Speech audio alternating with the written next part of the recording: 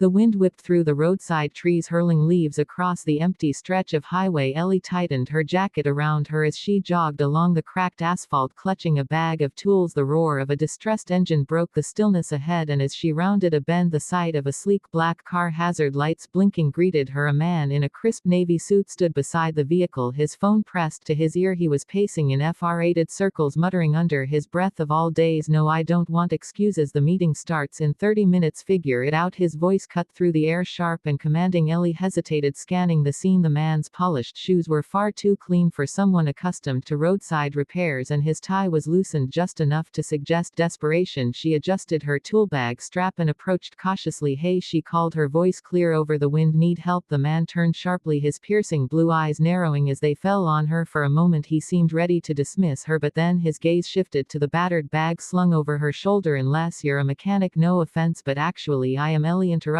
flashing him a confident grin. "Well, sort of. I work at a garage in town. Looks like your engine's giving you trouble." "Trouble? Mind if I take a look?" The man hesitated. He glanced at his watch, then back at Ellie. "Fine, just please, if you can get it running in the next 20 minutes, I'll pay you whatever you want." Ellie smirked, dropping to her knees beside the car. "Let's see what we're dealing with first." Ellie popped the hood and a puff of steam billowed out, making her cough. She waved it away, peering into the tangle of components. The engine looked like it belonged to a spaceship, with wires and panels she hadn't seen often, but nothing she couldn't handle. She glanced up at the man, who was pacing again and mumbling something about contracts and boardrooms. "Nice car," she said, letting her voice cut through his muttering, "but I'm guessing you haven't had it serviced in a while. Is that important right now?" He snapped, then sighed heavily. "Sorry, this meeting is critical. My entire year rides on this presentation." Ellie chuckled, grabbing a wrench from her bag. "Relax, we'll get you there. What's the worst that could happen? They start without you." His sharp glare softened slightly, as if her calm demeanor was contagious. "Let's just say that's not an option. My name's Logan, by the way." "Logan Price." She nodded, more focused on tightening a loose belt she'd spotted. "Ellie, nice to meet you, Logan." She paused, WIP in her hands on a rag. "Though I'd prefer to meet under less stressful circumstances." Logan gave a short, humorless laugh. "Agreed." Ellie worked quickly, her hands moving with practiced ease. The engine was overheating, and she found a leak in one of the hoses. She rummaged through her bag, pulling out duct tape and a small bottle of sealant. "This will hold long enough to get you where you're going," she said, applying the makeshift fix, "but you'll need to see a real mechanic soon to replace the hose." Logan checked his watch again. "Will it run?" "Try it," she said, stepping back. He slid into the driver's seat and turned the key. The engine sputtered, coughed, then roared to life. Logan's shoulders visibly relaxed, and he let out a breath. "You're a lifesaver." Ellie grinned. "Just doing my job, or part of it anyway." Logan stepped out, pulling a wallet from his pocket. "How much do I owe you?" Ellie shook her head. "Don't worry about it. You were in a bind. Consider it a favor." His brows furrowed. "A favor? You just saved me from losing a multi-million-dollar deal. I can't let you walk away with nothing." "Multi-million?" Ellie raised an eyebrow, but she waved a hand dismissively. "Seriously, it's fine. Good luck with your meeting." Before Logan could argue further, Ellie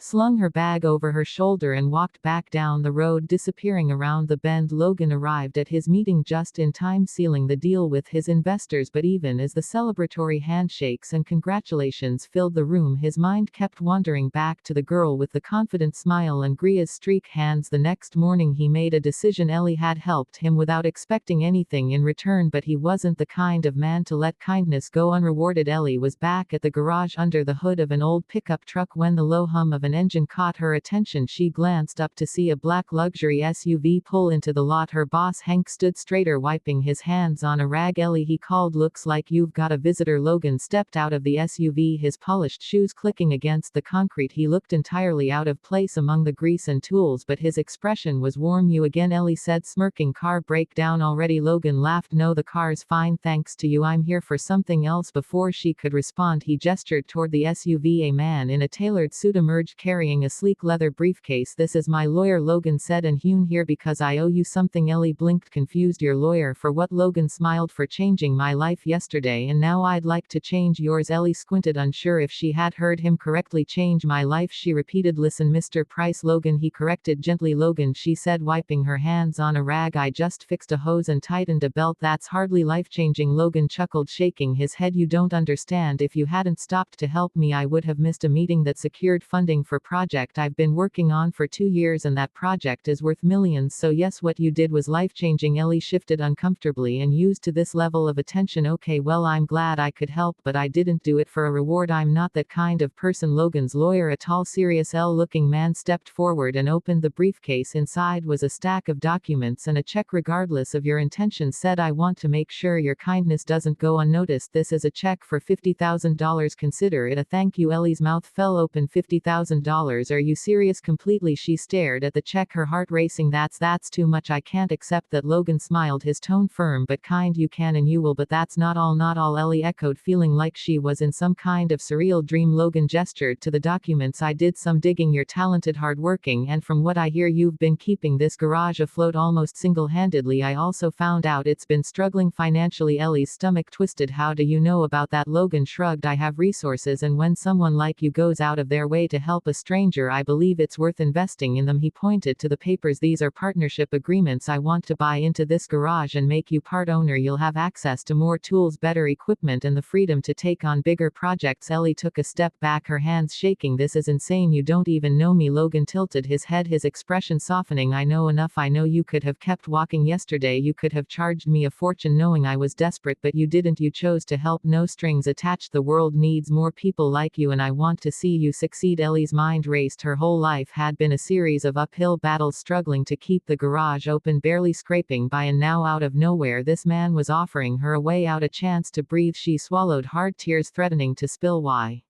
are you doing this? Logan smiled. Because someone once did the same for me when I was at rock bottom. Now I'm paying it forward. Over the next few weeks, Ellie's life transformed. The garage underwent renovations, new tools and equipment arrived, and customers started pouring in. Thanks to Logan's connections, Ellie found herself busier than ever, but for the first time she didn't feel overwhelmed. She felt empowered. One evening, as she locked up the garage, Logan pulled up in his car. He stepped out, leaning casually against the door. How's the new setup treating you? He asked. Ellie smiled. It's incredible. I still can't believe this is real. Logan nodded. You deserve it. They stood in comfortable silence for a moment before Ellie turned to him. Why didn't you just write me a check and move on? Why go through all this trouble? Logan's eyes met hers, his expression sincere. Because you didn't just fix my car, Ellie. You reminded me that there are still good people in this world, and sometimes those people need a little push to reach their full potential. Her chest tightened at his words. For so long she had felt unseen, her efforts unappreciated, but now standing here she realized that her simple act of kindness had unlocked a future she'd never dared to dream of. Ellie's life had indeed transformed, but it wasn't just about the garage or the money. It was about the sense of purpose she'd found. Logan had opened a door she didn't even know existed, and every day brought new opportunities that seemed almost too good to be true, yet it still felt incomplete. Weeks passed and Logan remained a regular presence. Sometimes he'd swing by to check on her progress, sometimes just to talk. Their conversations ranged from business strategies to childhood memories, and Ellie found herself looking forward to his visits more than she cared to admit. One evening, as she was finishing some paperwork in the newly renovated office, Logan appeared in the doorway. His usual confident demeanor was tinged with something softer, almost hesitant. Busy? He asked, leaning against the frame. Ellie looked up and smiled. Just wrapping up. What's up? He stepped inside, holding a small, neatly wrapped package. I wanted to give you this. She raised an eyebrow, accepting the package. What is it? Open it and find out, he said with a playful smirk. Ellie carefully unwrapped the paper to reveal a sleek leather-bound journal. On the cover, in gold lettering, were the words Ellie's Big Ideas. It's beautiful, she said, running her fingers over the smooth leather. But why? Logan sat down across from her, his gaze steady. Because I see how much potential you have, Ellie, not just with cars or running a garage, but with people. You have a way of inspiring trust, of making people believe in themselves. I think you could do more. Dream bigger. Ellie's throat tightened. She opened the journal and found the first page already filled with Logan's handwriting. Dreams are like engines, they need care, attention, and the right fuel to run. Never stop building, fixing, and dreaming. She blinked back tears and looked up at him. I don't know what to say. Say you'll keep pushing forward, Logan said, his voice firm but kind. The garage is just the beginning. Ellie nodded, a small smile breaking through her emotions. I will thank you, Logan, for everything. He leaned back in his chair, a rare softness in his expression. You don't have to thank me. You earned this. Months turned into a year and Ellie's garage became the talk of the town. She hired staff, expanded her services, and even started hosting workshops to teach young women about car repair. She found herself on local news stations and in articles celebrating her journey from small-town mechanic to community leader. Logan remained a steady presence, though his visits became less about business and more about friendship and something else.